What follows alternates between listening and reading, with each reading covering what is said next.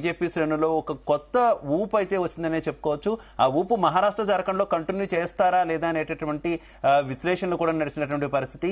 ఆ విశ్లేషణలకు, ఆ ఉత్కంఠకు పూర్తి స్థాయి ఫలితాలు మరో 3 రోజుల్లోనే రాబోతున్నాయి. పూర్తి స్థాయి ఫలితాలతో మొత్తం ఈ అన్ని అంశాలకి, ప్రశ్నలన్నిటికీ కూడా సమాధానం దొరికేటటువంటి పరిస్థితి ఉంటుంది. కాకపోతే ఇప్పటికైతే ఈ ఎగ్జిట్ పోల్స్ మాత్రం భారతీయ జనతా పార్టీ అభిమానులకు, భారతీయ జనతా పార్టీ నాయకులకు మాత్రం తీపి కబర్ కిందే కనిపిస్తున్నాయి. కానీ ఈ ఎగ్జిట్ పోల్స్ అవుతాయా లేదనేది కూడా మనం చూద్దాం.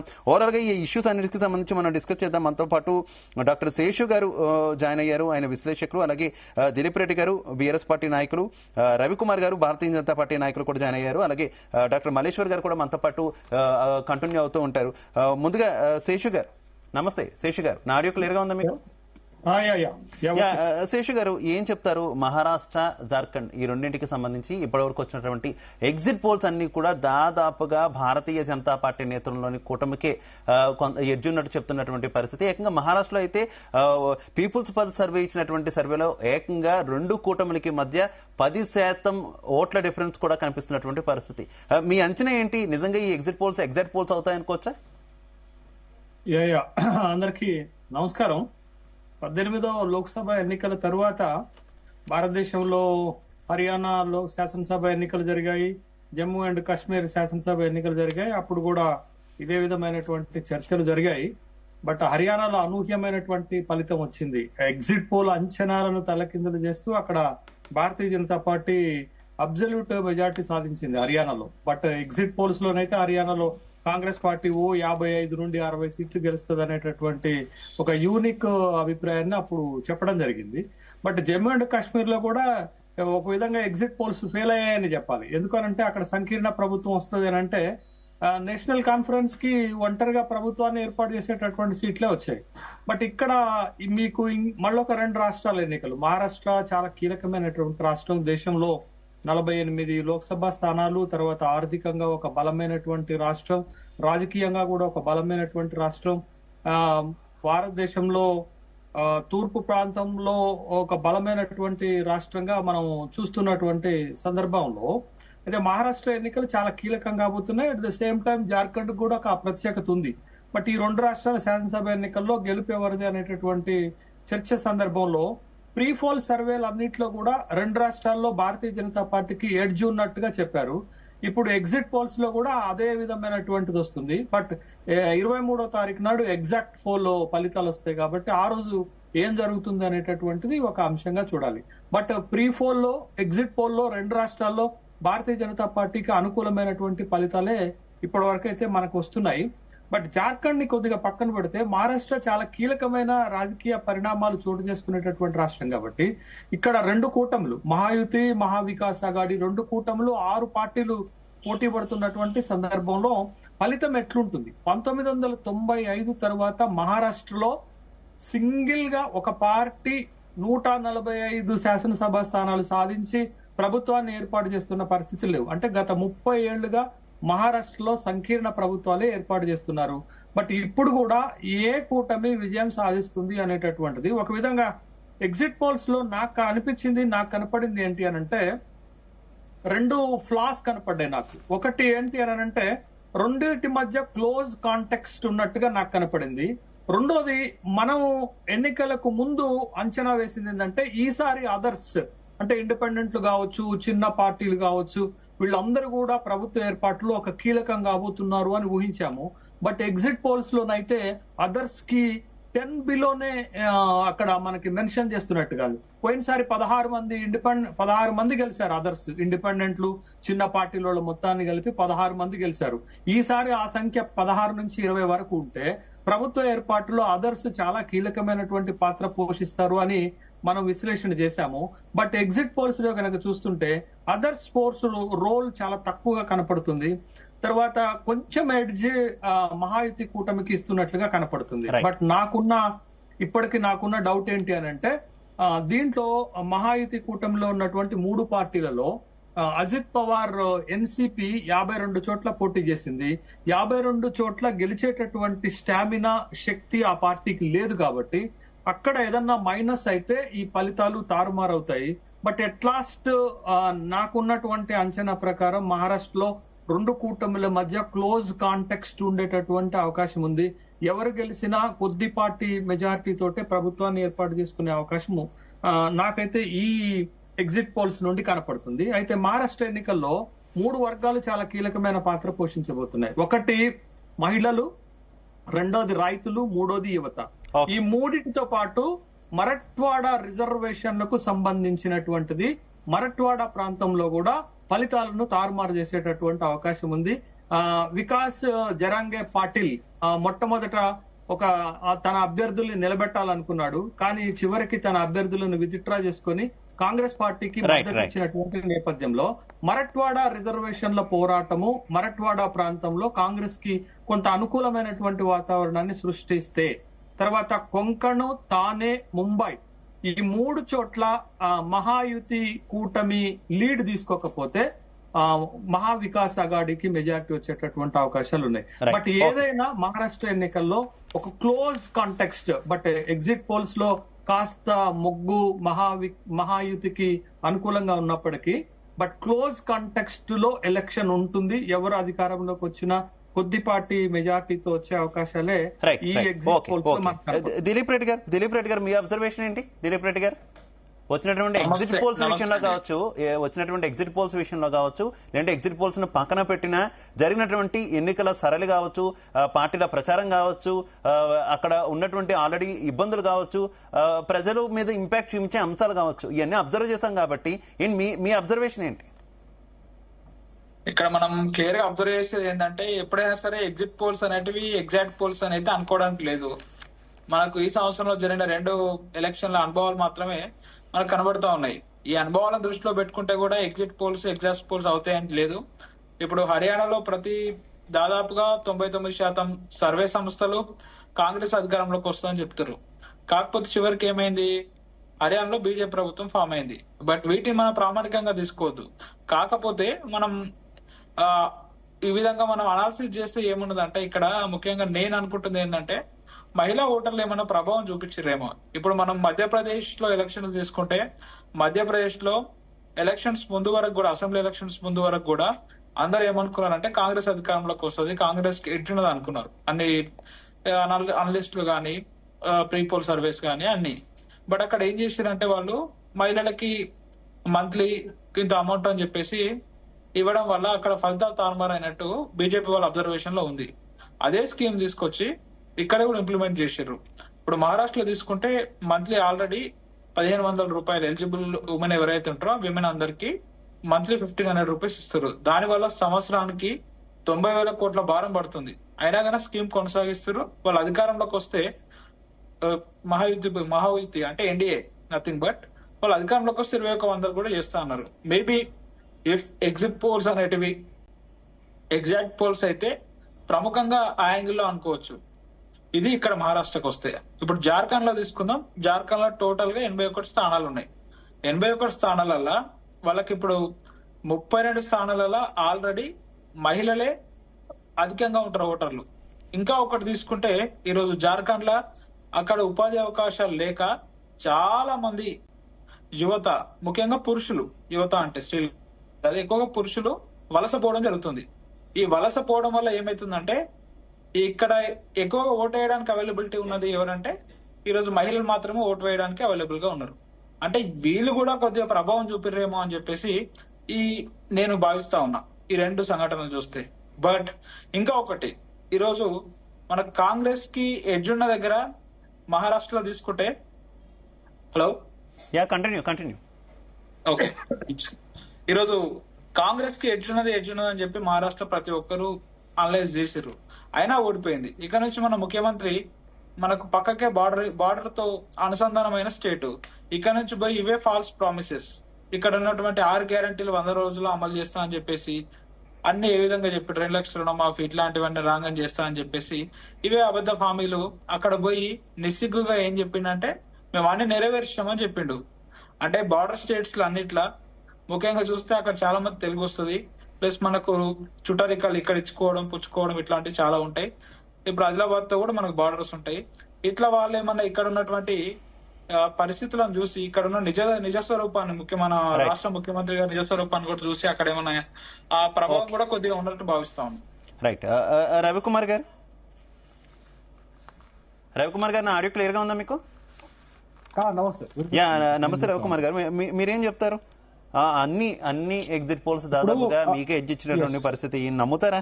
మీకు అనుకూలంగా వచ్చాయి కాబట్టి 100%. ఎందుకంటే మేము అభివృద్ధిని బేస్ చేసుకొని పనిచేస్తాం. రాజకీయాలకి సెకండ్ ప్రియారిటీ ఇస్తాము. మొట్టమొదటి ప్రియారిటీ మాత్రం కేవలం అభివృద్ధికి ఇస్తాము. అభివృద్ధి, సంక్షేమం వీటిపైనే మా వర్క్ అంతా ఫోకస్ అయి ఉంటుంది కాబట్టి, మా మెయిన్ ఫోకస్ దానిపైనే ఉంటుంది కాబట్టి ఖచ్చితంగా మాకు ఎడ్జ్ ఉంటుందని చెప్పేసి మహారాష్ట్రలో కూడా అనుకుంటున్నాం. At the same time Jharkhand లో ఎవరైతే కాంగ్రెస్ జేఎంఎం ప్రభుత్వం ఉందో ఇప్పటి వరకు కూడా వాళ్ళు ముఖ్యంగా యువత, అక్కడ ఉన్నటువంటి యువత నిరుద్యోగ సమస్యతో చాలా బాధపడుతూ ఉంది. ఆ యువతకి ఉద్యోగాలు కల్పించడంలో ఫెయిల్ అయిపోయింది. అంతేకాదు వాళ్ళు ఇక్కడ ఏదైతే నిరుద్యోగ వృత్తి ఉంటుందో, నిరుద్యోగ వృత్తి లాంటి ఒక స్కీమ్ పెట్టినారో అది కూడా ఇంప్లిమెంట్ చేయడంలో వాళ్ళు ఫెయిల్ అయిపోయినారు.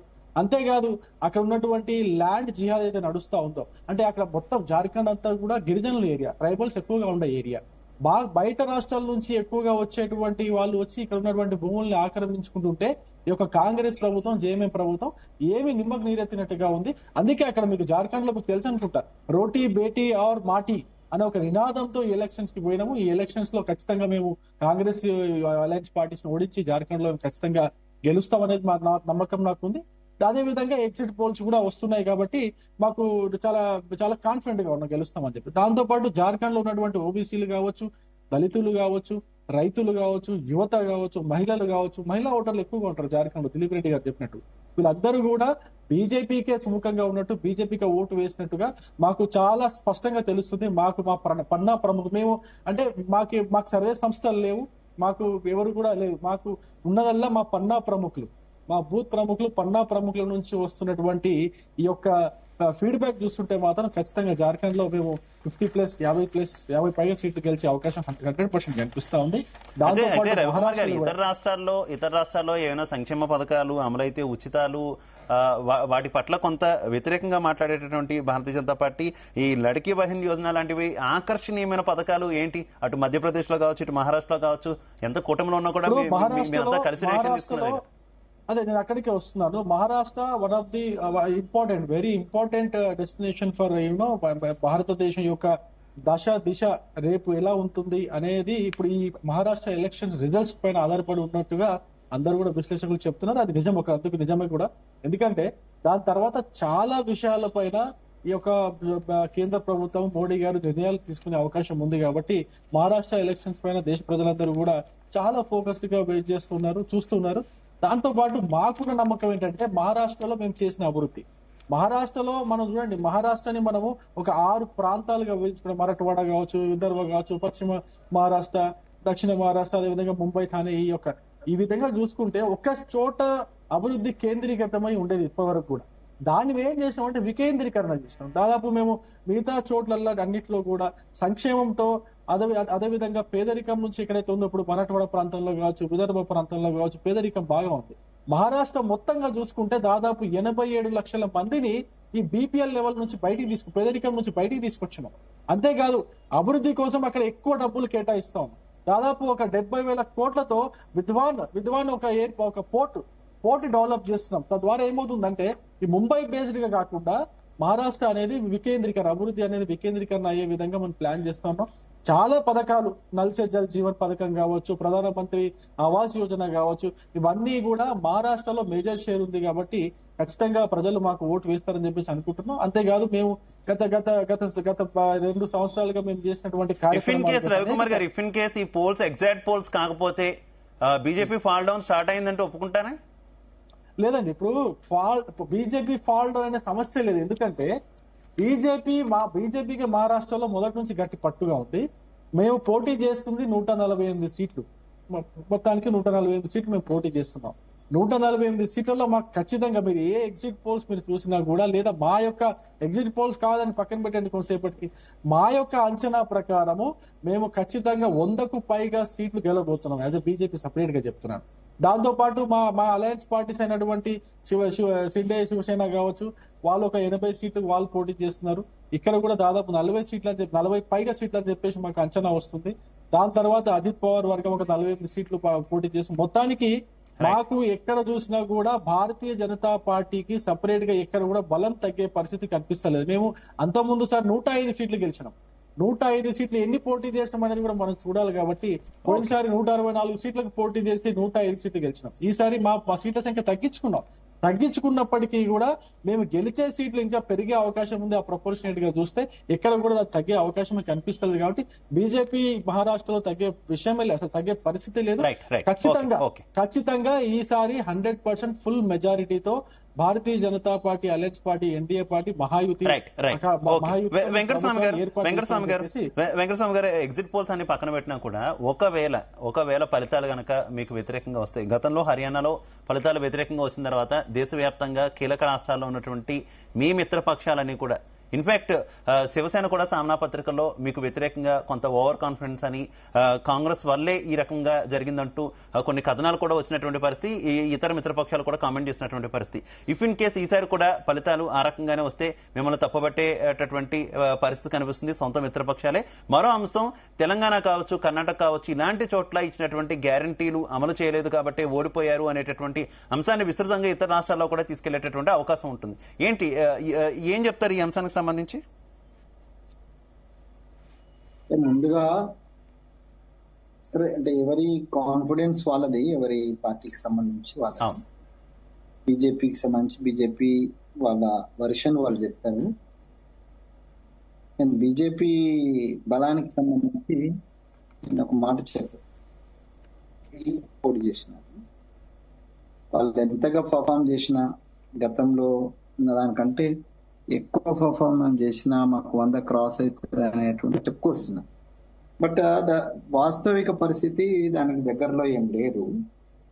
రెండోది, ఇప్పుడు విదర్భ తర్వాత మరాఠవాడ ఈ ప్రాంతం అంతా కూడా 2 ప్రాంతాలుగా మనం చెప్పచ్చు. అంటే కొద్దిగా elevated voter and the farmers and the BPL ఉన్న ఓటర్స్ ని మనం చూసుకున్నట్టయితే ఈ మరాఠవాడ ఇదంతా కూడా రైతు సంబంధించేది, విదర్భకు సంబంధించి రైతుల మీద ఆధారపడి, రైతుల కీలకమైనటువంటి షేత్కారి సంఘటన మీద ఆధారపడి ఉన్నటువంటి ప్రాంతాలు ఇవి. కాబట్టి ఇక్కడ డెఫినెట్ గా కాంగ్రెస్ కు ఎడ్జ్ ఉండే అవకాశం ఉంది. బీజేపీ పోటీ చేసిన వాటిల్లో కొంచెం ఎలివేటెడ్ గ్రూప్స్ లలోనే పోటీ చేసింది. అక్కడ ఎడ్యుకేటెడ్ లో ఇక్కడ జరిగిన గత 5 సంవత్సరాలు జరిగినటువంటి రాజకీయ పరిణామాలు ఏవైతే ఉన్నాయో అవి డెఫినెట్ గా ఎలివేటెడ్ ఓటర్ లో ప్రభావితంగా చూపించే అవకాశం. సో ఆ రకంగా చూసినప్పుడు డెఫినెట్ గా మా కూటమికే ఎక్కువ అవకాశం, బ్రైట్ ఛాన్సెస్ ఉన్నాయి. సో ఇప్పుడు మీరు అన్నట్టుగా పక్క రాష్ట్రాలకు సంబంధించి నేను గమనిస్తుంది ఏంటంటే విషయం లోకలైజ్ అయింది, కంప్లీట్ గా ఎలక్షన్ లోకలైజ్ అయింది, పక్క నుంచి ప్రభావితం అనేటువంటిది ఎక్కువ లేదు. రెండోది, మనీ మ్యాటర్స్ చాలా ఎక్కువ ఇన్వాల్వ్ అవుతున్నాయి. సో గతంలో కంటే మహారాష్ట్రలో గతంతో పోల్చినప్పుడు ఇక్కడ ప్రజలను మేము అడిగినప్పుడు చెప్పేదంటే గతంలో కంటే ఇప్పుడు మనీ ఫ్లో ఎక్కువ ఉంది పార్టీలకు సంబంధించి. ఎందుకంటే అన్ని గ్రూపులుగా విడిపోయినటువంటి సంబంధం. ఇప్పుడు శరద్ పవార్ వర్సెస్ అజిత్ పవార్, ఇప్పుడు బీజేపీ తన ఎంత బలాన్ని ఉపయోగించి ఎంత సపోర్ట్ చేసినా అజిత్ పవార్ కు కొన్ని చోట్ల ఓపెన్ గానే చెప్పేసింది బీజేపీ, మీ క్యాండిడేట్స్ మేము చెయ్యము అనేటువంటిది.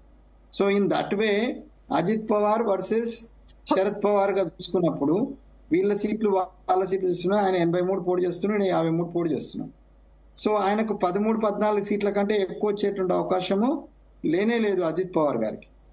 బీజేపీ ఎంత పర్ఫార్మెన్స్ చేసుకొచ్చినా కూడా అజిత్ పవార్ రూపంలో, తర్వాత షిండే రూపంలో ఆయనకు 20-25 సీట్ల వరకే ఆగిపోయినప్పుడు, సో బీజేపీకి వాళ్ళు 70-75కి వచ్చినా కూడా ఫామ్ చేసే అవకాశం తక్కువ ఉంది. మా వైపు నుంచి మా పర్ఫార్మెన్స్ మేము 103లో చేస్తాం. సో నా అంచనా ప్రకారము బయట జరుగుతున్నటువంటి పరిణామాల ప్రకారం 60-70% పర్ఫామ్ చేసే అవకాశం. మరో ముఖ్యమైన అంశం వెంకటస్వామి గారు, మీరు కులగణన అనేటటువంటి ఒక అంశాన్ని జాతీయ స్థాయిలో తీసుకురావాలనుకుంటున్నారు. కమండల్ పాలిటిక్స్ కి దీటుగా ఈ మండల్ పాలిటిక్స్ చేయబోతున్నారు అనేటటువంటి విశ్లేషణలు ఉన్నాయి. ఏంటి, ఎంత బిజీగా ఉన్న ఎలక్షన్ టైంలో కూడా ఇక్కడ నిర్వహించబోతున్నటువంటి సర్వేకి సంబంధించి రాహుల్ గాంధీ కూడా వచ్చి హాజరైనటువంటి పరిస్థితి. ఆ ఇంపాక్ట్, కులగణన చేస్తాము మేము అధికారంలోకి వస్తామని మీరు ఇచ్చినటువంటి హామీకి సంబంధించి ఆ ఇంపాక్ట్ ఎంతవరకు మహారాష్ట్రలో పనిచేసిందని భావిస్తున్నారు మీరు? అంటే మహారాష్ట్రలో ఇప్పుడు ఆల్రెడీ ఎగ్జిస్టింగ్ ఉద్యమం ఏందనంటే మరాఠా రిజర్వేషన్. అవును. మరాఠా రిజర్వేషన్ కు అడ్డం వచ్చినటువంటి అంశం ఏందనంటే 50% క్యాప్. సో సుప్రీంకోర్టు పెట్టినటువంటి 50% క్యాప్. సో జనగణన జరిగినట్టు ఉంటే ఈ 50% క్యాప్ మేము తీసేస్తాం అనేటువంటిది మా వాగ్దానంలో ఒకటి, అయితే గ్యారంటీస్లలో మాకు అది కూడా పెట్టినాం మేము. సో ప్రజలు నమ్ముతున్నారు మాము, ఎందుకంటే 50% ఏదైతే హద్దు ఉన్నదో దాన్ని తీస్తాము అనేటువంటి ఏదైతే కాంగ్రెస్ పక్షం నుంచి ఏదైతే వాగ్దానం చేస్తున్నామో ఆ వాగ్దానాన్ని తెలంగాణలో కూడా నమ్మినారు, ఇక్కడ కూడా నమ్ముతున్నారు. సో కాబట్టి అది డెఫినెట్ గా మరాఠా రిజర్వేషన్ ఒకవేళ వాళ్ళకి కావాలా అనేటువంటిది విషయం వచ్చినప్పుడు అది ఆల్మోస్ట్ అయిపోయింది, ఆగిపోయింది. ఎందుకనంటే ఈ 50% క్యాప్ కారణం. కాబట్టి Maratha voters the maximum percentage, ఎక్కువ percentage compare to the Congress తర్వాత బీజేపీ పోల్చుకున్నప్పుడు మరాఠా ఓటర్స్ ఎక్కువ శాతము మరాఠా రిజర్వేషన్ పోరాటంలో ఉన్నటువంటి చాలా మంది, ఎక్కువ మంది 90% మంది పోరాటంలో ఉన్న వాళ్ళు మాతో కలిసి వచ్చడానికి సిద్ధంగా ఉన్నారు, వచ్చినారు కూడా. సో ఓవరాల్ ప్రజలు చూసుకున్నప్పుడు కూడా ద ఓటింగ్ పర్సెంటేజ్ 70-80 దాకా డెఫినెట్ గా మాకు మరాఠా ఓటు వచ్చే అవకాశం ఉంది.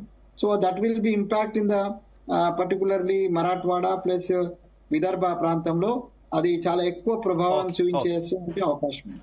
సో దానివల్ల దిలీప్ రెడ్డి గారు అవకాశాలు 2-3 అంశాల మీద ఆధారపడి ఉన్నాయి. ఓకే. దిలీప్ రెడ్డి గారు ఇందాక విశ్లేషకులు మల్లేశ్వర్ గారు మనతో పాటు ప్యానెల్లో ఉన్నారు. ఆయన ఒక వ్యాఖ్య చేశారు, బీఆర్ఎస్ కూడా కొంత హెల్ప్ చేసింది ఎన్నికల్లో భారతీయ జనతా పార్టీకి. ఇక్కడ ఉన్నటువంటి అంశాలకు సంబంధించి ఢిల్లీ వేదికగా కేటీఆర్ వెళ్లడం, తరచుగా స్టేట్మెంట్స్ ఇస్తూ ఉండడం, అది కూడా నిజంగా ఎగ్జిట్ పోల్స్ గనక నిజమైతే కొంత డ్యామేజ్ కాంగ్రెస్ కి చేయడానికి బీఆర్ఎస్ సహకరించిందంటూ కూడా కమెంట్ చేశారు. ఒప్పుకుంటారా? అంటే అయినా సమదూరం ఉంటదండి. మాకు బీజేపీ అయినా సరే కాంగ్రెస్ అయినా ఒకే సమదూరంలో ఉంటాయి.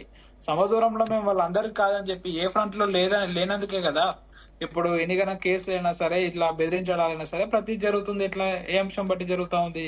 మాకు ఏ పార్టీతో ఆలోచించబడాల్సిన అవసరం లేదు. మా తెలంగాణ ప్రజల యొక్క సానుకూలమైన అంశాలు, మా తెలంగాణ ప్రజలకు ఏది మంచి జరుగుతుందో చెప్పి అది ఢిల్లీ వేదిక అయినా సరే, గల్లీ వేదిక అయినా సరే, ఏ వేదికనైనా సరే మేము కొట్లాడుతూ ఉంటాం. మేము ఏ పార్టీకో ప్రయోజనం చేయాలని చెప్పి మేము ఏ రోజు కూడా అనుకోలేదు. ఏ పార్టీతో ప్రయోజనం చేయాల్సిన అవసరం కూడా మాకు లేదు. మాకు తెలంగాణ ప్రజల ప్రయోజనాలే ముఖ్యం. ఈరోజు లఘుచేర్ల ఘటన జరిగింది. ఆ ఘటనను ఇక్కడ రాష్ట్ర స్థాయిలో ఉన్నటువంటి ఎస్సీ కమిషన్ కు విన్నవించడం, జాతీయ స్థాయిలో ఉన్నటువంటి మహిళా కమిషన్ కు విన్నవించడం, అదే విధంగా ఎస్సీ కమిషన్, ఎస్టీ కమిషన్ కూడా విన్నవించడం జరిగింది. ఇది మా ప్రజల పక్షాన పోరాటం మాత్రమే. ఇక్కడ ఎవరికి మంచి చేయాలా చెడు చేయాలా అని చెప్పేసి మా ఆరాటం కాదు. ఇక్కడ ప్రజలు, మహారాష్ట్ర ప్రజలు ఏ విధంగా తీసుకున్నారు అని అంటే అది వాళ్ళ విచక్షణ ఉంటదండి. ఇప్పుడు వాళ్ళ స్వీయ అనుభవంలో ఉన్న అంశాలు అయితే ఏముంది, వాళ్ళ పక్క రాష్ట్రాల్లో జరుగుతున్నటువంటి నైబరింగ్ స్టేట్స్ లో ఎట్లా ఉన్నది, ఏం హామీలు చెప్పారు, ఏం డెలివరీ చేసారు, ఏం డెలివరీ చేయలేరు అని చెప్పేసి కోరుకుంటా ఉంటారు. దాన్ని బట్టి జరుగుతూ ఉంటాయి. కానీ మేము ఇచ్చినంత మాత్రాన అక్కడ దాని ప్రభావం కోసం అయితే మేము ఏం చేసింది లేదు. ఎందుకంటే ఇప్పుడు ఆదిలాబాద్ తో బార్డరిస్టింగ్ స్టేట్ ఉంది కదండి. ఆదిలాబాద్ ప్రజలు చాలా మంది ఇక్కడ నుంచి పిల్లలు ఇచ్చుకోవడమో లేకపోతే తెచ్చుకోవడమో ఇట్లా జరుగుతూ ఉంటాయి. ఇట్లాంటి అంశాలు చాలా ప్రభావితం చేస్తాయని మేము అనుకుంటా ఉంటాం. ఎందుకంటే ప్రత్యక్ష సంబంధాలు ఉంటాయి కాబట్టి. ఓకే. శేషు గారు చిన్న పార్టీల ఇంపాక్ట్ ఎంతవరకు పనిచేస్తుంది అనుకోవాలి? మహారాష్ట్రకు సంబంధించి ఎంఐఎం కూడా కొన్ని స్థానాల్లో పోటీ చేస్తుంది. దాదాపుగా దేశవ్యాప్తంగా కూడా ఎంఐఎం మీద ఒక విమర్శ ఉంది. బీజేపీకి బీటీఎంగా పనిచేస్తుంది, ఇతర పక్షాల యొక్క ఓట్లను చీలుస్తుంది అనేటటువంటి ఒక విమర్శ ఉంది. అది కాకుండా అంబేద్కర్ మనవుడు కూడా ఒక కూటమిని పెట్టినటువంటి పరిస్థితి ఏంటి? ఈ చిన్న పార్టీలు ఏ స్థాయిలో ప్రభావం చూపిస్తాయి అనుకోవాలి ఎన్నికల్లో?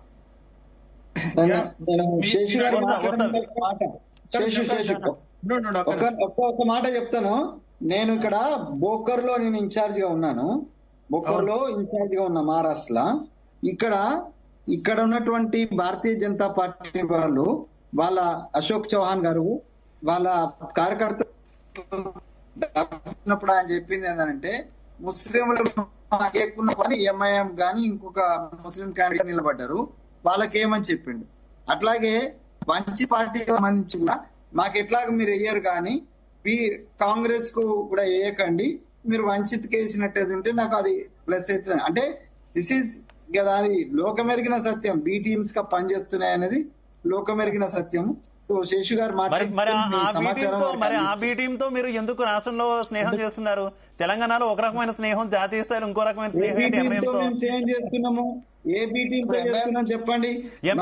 స్వయంగా ముఖ్యమంత్రి అంటున్నారు ఎంఐఎం మా మిత్రపక్షమని. స్వయంగా ముఖ్యమంత్రి అంటున్నారు ఎంఐఎం మా మిత్రపక్షమని. కేసీఆర్ గారే ఆ బీటీమే కదా కేసీఆర్ గారిని పోడుకుంటా, కేసీఆర్ గారు బాగుండిరి, కేసీఆర్ గారు ఇట్లా చేసిందని ఆ బీటీమే కదా మాట్లాడింది. మాతో ఎక్కడ అదే ఆశ్చర్యం, అదే ఆశ్చర్యం వెంకటస్వామి గారు అదే ఆశ్చర్యం. ఎంఐఎం గెలుస్తుంది కూడా అక్కడే ప్రతి చోట. రాష్ట్రంలో ఏ పార్టీ అధికారం ఉంటే ఆ పార్టీతో మిత్రపక్షం ఎంఐఎం. అది మీరని కాదు, ఇంకొకరని కాదు, ఏ ముఖ్యమంత్రి ఉన్నా వారికి మిత్రపక్షమే. రైట్, శేషు గారు కంటిన్యూ. నేను క్లారిఫికేషన్ ఇస్తా. ఎగ్జాక్ట్ క్లారిఫికేషన్ ఇస్తా. ఒకటి, చిన్న పార్టీలు ఈసారి చాలా కీలకమైనటువంటి రోల్ పోషిస్తాయని నేను ఇందాకనే చెప్పాను. దాంట్లో మహారాష్ట్ర నవనిర్మాణ సేన, రాజ్ ఠాకరే పార్టీ ఒకటి. రెండోది ప్రకాష్ అంబేద్కర్ మనవడు వంచిత వికాస్ అగాడి కూటమి ఒకటి. తర్వాత మన అసదుద్దీన్ ఓవైసీ ఎంఐఎం పార్టీ ఒకటి. తర్వాత సమాజ్వాదీ పార్టీకి కూడా మీకు ముంబై ప్రాంతంలో చాలా బలమైనటువంటి పట్టు ఉంటుంది.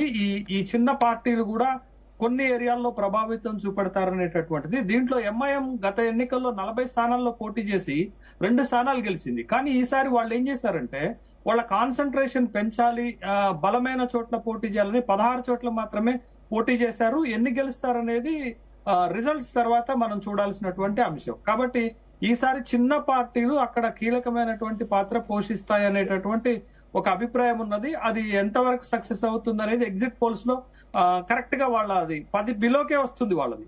అది వాళ్ళకు ఉన్నటువంటి పొజిషన్. ఎన్ని సీట్లు వస్తాయని కాదు శేషు గారు, ఎన్ని సీట్లు వచ్చినా ఎవరి ఓట్లు చేల్చబోతున్నారు అనేది కొంత కీలక అంశం కదా. ఏంటి ఆల్రెడీ అధికారంలో ఉన్నటువంటి కూటమి చీల్స్తారా, లేదంటే విపక్ష కూటమికి చెందినటువంటి ఓట్లు చీల్చే అవకాశం ఉందా? ఎంఎన్ఎస్ వల్ల గాని ఎంఐఎం వల్ల గాని వంచిత వికాస్ అగాడి కూటమి వల్ల ఈ 3 పార్టీల సహజ సిద్ధమైనటువంటి ఓటు బ్యాంకు ఇండియా కూటమికి సంబంధించినటువంటి ఓటు బ్యాంక్ నే చీలుస్తారు. ఉద్ధవ్ ఠాకరేకి ఎంఎన్ఎస్ రూపంలో ఇబ్బంది ఉంది. ఆ తర్వాత వంచిత వికాస్ అగాడి కాంగ్రెస్ కి ఇబ్బందికరమైనటువంటి పరిస్థితి ఉంటుంది. ఎంఐఎం కూడా కాంగ్రెస్ కి అటు ఎన్సీపీకి ఇబ్బందికరమైనటువంటి పరిస్థితులే క్రియేట్ చేస్తుంది. కాబట్టి వాళ్ళ వల్ల కొంత మహావికాస్ అగాడి కూటమికి ఇబ్బందికరమైన పరిస్థితులు ఉంటాయి. అయితే ఎంఐఎం ఇక్కడ కాంగ్రెస్ తో పొత్తు పెట్టుకోవాలని ప్రయత్నం చేసింది. కానీ ఎందుకో కాంగ్రెస్ పార్టీ గాని మహావికాస్ అగాడి గాని ఎంఐఎం తో పొత్తు పెట్టుకోవడానికి మహారాష్ట్రలో ముందుకు రాలేదనేటటువంటి విషయాన్ని గమనించాలి. ఇది ఒకటైతే, రెండోది మీరు ఇందాక దిలీప్ గారిని ఒక ప్రశ్న అడిగారు. అది ఏంటి అనంటే, మీరు టిఆర్ఎస్ బిఆర్ఎస్ గా మారినటువంటి క్రమంలో, అది దేశవ్యాప్తంగా విస్తరించాలనుకున్న క్రమంలో ఆంధ్రప్రదేశ్ గాని ఒడిశా గాని ఛత్తీస్గఢ్ కంటే కూడా మహారాష్ట్రలో దాని పునాదులు ఎక్కువగా ఏర్పడ్డాయి. 26 లక్షల సభ్యత్వాలు తీసుకున్నారు. ఔరంగాబాద్ లాంటి ఏరియాలలో ఒక జడ్పీ చైర్మన్ కూడా వచ్చి చేరారు. అక్కడ మాజీ ఎమ్మెల్యేలు కూడా వచ్చి చేరారు. ఇప్పుడు ఆ రాష్ట్ర శాఖకు అధ్యక్షుడిగా ఉన్నటువంటి మాణిక్రావు కదం ఎన్సీపీలో జాయిన్ అయ్యారు.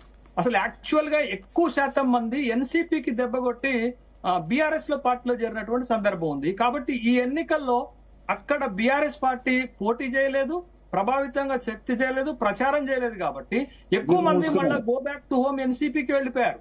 కానీ మిగిలిన కొద్ది మంది వాళ్ళకి సంబంధించినటువంటి దానిలో ఉన్నప్పటికి కూడా ఇక్కడ కేసీఆర్ ఏ డైరెక్షన్ ఇచ్చినా ఆ డైరెక్షన్ లో అక్కడ వాళ్ళు పనిచేయరు. ఎందుకనంటే బీఆర్ఎస్ లో చేరటం వల్ల మేము మోసపోయాము, మాకు రాజకీయ పరమైనటువంటి ఇబ్బంది జరిగిందనే అభిప్రాయం అక్కడ నాయకులకు ఏర్పడ్డది. కాబట్టి వాళ్ళు అక్కడ బీఆర్ఎస్ అనేది ఆ రాష్ట్రంలో పెద్దగా ప్రభావం చూపించదు అనే విషయాన్ని గమనించాలా. ఇక ఇంకోటి, వెంకటస్వామి గారు మీరు ఒక ప్రశ్న అడిగారు కులగణనకు సంబంధించింది.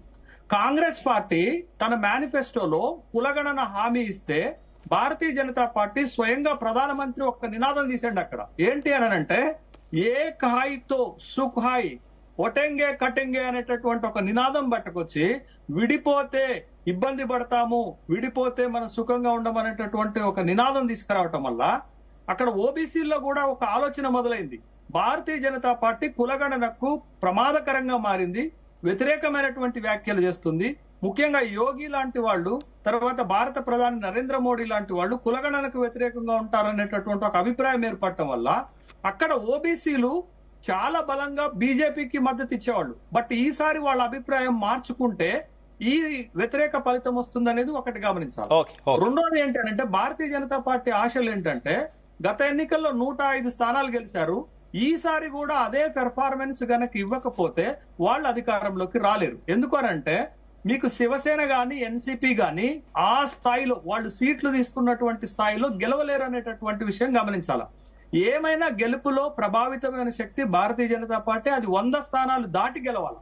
కానీ మీకు మహావికాస్ అఘాడీకి ఆ ప్రశ్న రాదు. మీకు ఉదాహరణకి ఎందుకనంటే పశ్చిమ మహారాష్ట్రలో మీకు శరద్ పవార్ లీడ్ చేసిన, ముంబై ప్రాంతంలో ఉద్ధవ్ ఠాకరే లీడ్ చేసిన, మరట్వాడా తర్వాత విదర్భలో కాంగ్రెస్ లీడ్ చేసిన, కాంగ్రెస్ కూటమి అధికారంలోకి రావడం సింపుల్ అవుతుంది. అంటే కాంగ్రెస్ కి మహావికాస్ అఘాడీకి ఉన్నటువంటి అడ్వాంటేజ్ ఎక్కువ ఉంది, మీకు మహాయుతికి అడ్వాంటేజ్ తక్కువ ఉంది.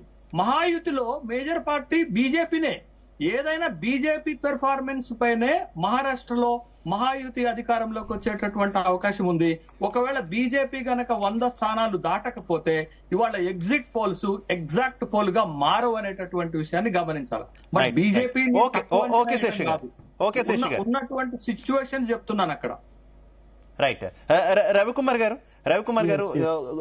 మహారాష్ట్ర నుంచి ఒకసారి మనం జార్ఖండ్ వెళ్దాం. జార్ఖండ్ లో ఏంటి మీకు పని చేసినటువంటి, మీకు అనుకూలంగా పనిచేసినటువంటి అంశాలు ఏంటంటారు?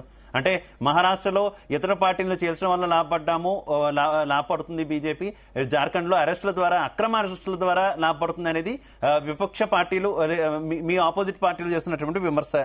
ఒప్పుకుంటారా దానికి? జార్ఖండ్ లో ఉన్న మేజర్ ఇష్యూ ఏంటంటే అక్కడ అవినీతి.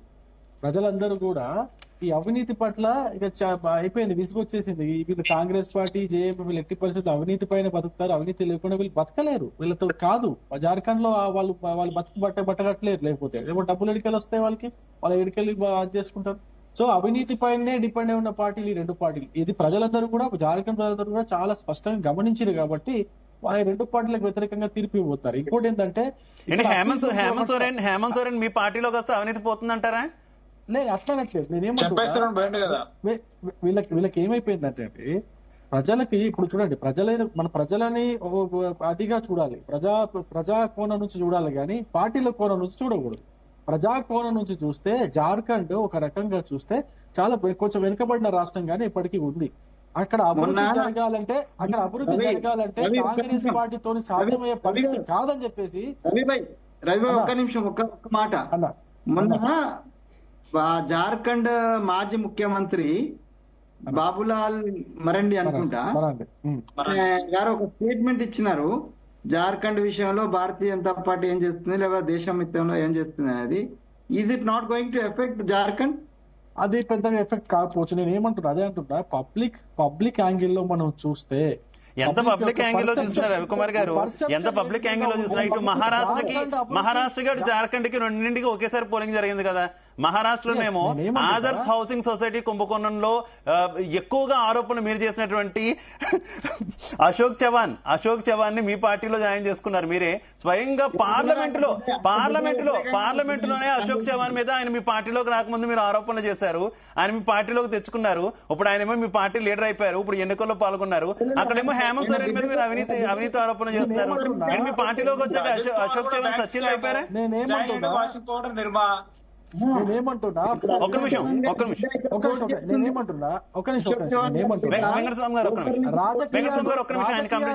ఎలక్షన్స్ వచ్చేసరికి, ఎలక్షన్ దగ్గరకు వచ్చేసరికి ప్రజలందరూ కూడా ఎప్పుడైతే ఓట్లు వేస్తారో, ఓటు వేసేటప్పుడు రాష్ట్రానికి కొంచెం డిఫరెంట్ గా ఆలోచించి ఓటు వేసే విధానం ఉంటది.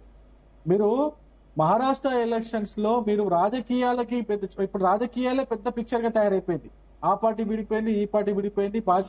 భాజపాని అధికారానికి దూరం పెట్టడానికి కాంగ్రెస్ చేసినటువంటి కుటిల ప్రయత్నాల్లో భారతీయ జనతా పార్టీ అధికారంలో రాలేకపోయింది, భారతీయ జనతా పార్టీ ముఖ్యమంత్రి కాలేకపోయాడు. కానీ జార్ఖండ్ విషయానికి వస్తే ఇది పిక్చర్ మొత్తం కంప్లీట్ గా డిఫరెంట్. వాళ్ళు అభివృద్ధి కోరుకుంటున్నారు. ముఖ్యంగా జార్ఖండ్ లో మాక్సిమం అత్యధిక శాతం గిరిజనులు ఉంటారు. వాళ్ళు కోరుకుంటుంది అభివృద్ధి. ఈ అభివృద్ధి అనేది భారతీయ జనతా పార్టీతోనే అవుతుంది అనేది జార్ఖండ్ ప్రజలు చాలా గట్టిగా నమ్ముతున్నారు. ఈసారి నేను అనేక సర్వేలు ఇప్పుడు మేము చేసి చూపించాము, దాని రిపోర్ట్స్ కూడా మీకు కావాలంటే పెడతాను. కాకపోతే ఏమవుతుందంటే అక్కడ ఉన్నటువంటి యువతకి కాంగ్రెస్ పార్టీ ఏం అనౌన్స్ చేసింది? ఇక్కడ ఇట్లా నిరుద్యోగ భృతి ఏదైతే ఇస్తున్నారో అక్కడ కూడా నిరుద్యోగ భృతి ఇస్తామని చెప్పేసి గత ఎలక్షన్ లో ప్రామిస్ చేసి ఇంతవరకు అసలు ఒక్కసారి కూడా అసలు ఇంప్లిమెంటే చేయలేదు, నిరుద్యోగ భృతే ఇవ్వలేదు. అట్లాగే అక్కడ వాళ్ళ యొక్క గిరిజనుల యొక్క భూమిని బయట నుంచి వచ్చిన వాళ్ళకి అప్పచెప్తున్నారు, వాళ్ళు డైరెక్ట్ గా అప్పచెప్తున్నారు. అది గిరిజనుల భూమి, గిరిజనులకు చెందాల్సినటువంటి భూమి, గిరిజనుల అభివృద్ధి కోసం పాటుపడాల్సినటువంటి భూమిని వేరే వాళ్ళకి అప్పచెప్తున్నారు. అందులో అప్పీజ్మెంట్ కూడా ఒక కారణం అయిపోయింది. అప్పీజ్మెంట్ వల్ల గిరిజనుల వాళ్ళ భూములు కోల్పోతున్నారు. ఈ అటవీ భూముల్లో వేరే వాళ్ళ యొక్క ప్రాబల్యం పెరిగిపోతుంది, గిరిజనులు నష్టపోతున్నారు. దీంట్లో ఈ విషయం పైన అసలు ఇప్పుడున్నటువంటి ప్రభుత్వం పట్టించుకోలేదు. సో ఈ విషయంలో కూడా చూసినా జార్ఖండ్ కి సంబంధించినటువంటి బీజేపీకే అత్యధిక ఓట్లు గిరిజనులు వేసే అవకాశం ఉంది. కాబట్టి ఈ విధంగా కూడా మాకు జార్ఖండ్ లో మా యొక్క గెలుపు సులువు అవుతుందని చెప్పి నేను ఎక్స్పెక్ట్ చేస్తా ఉన్నా.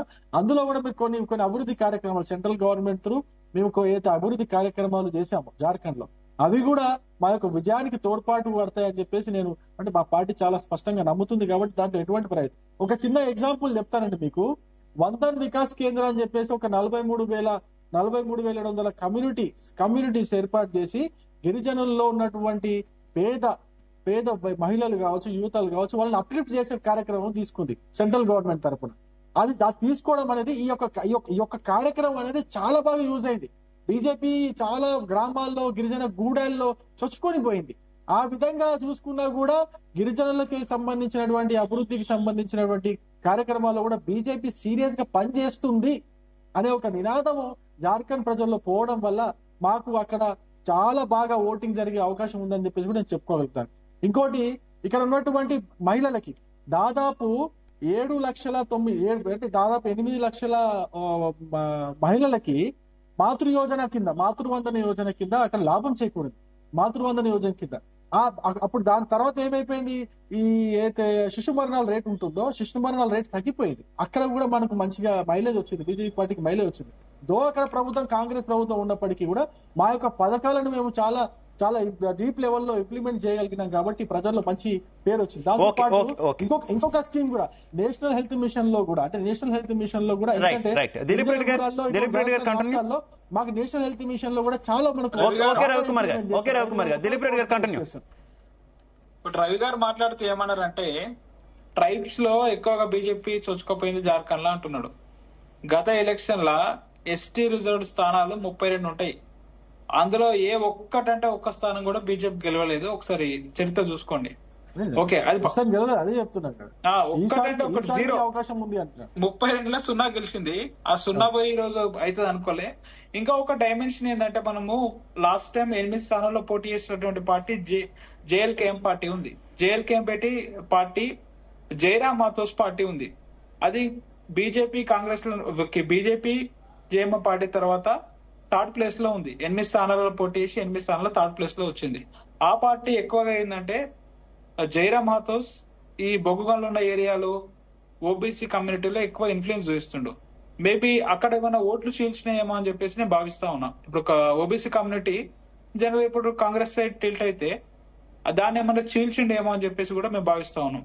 అట్లా చీల్చడం వల్ల కూడా ఇట్లా జరిగిందేమో అనుకుంటా ఉన్నాం.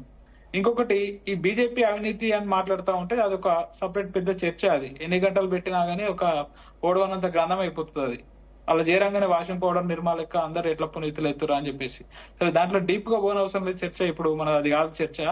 ఇంకొకటి ఏంటంటే కుటుంబాలను ఎక్కడ చూసినా సరే, మహారాష్ట్ర చూసినా గానీ పవర్ కుటుంబాలను నిట్టజిన్లో చీల్చేసింది.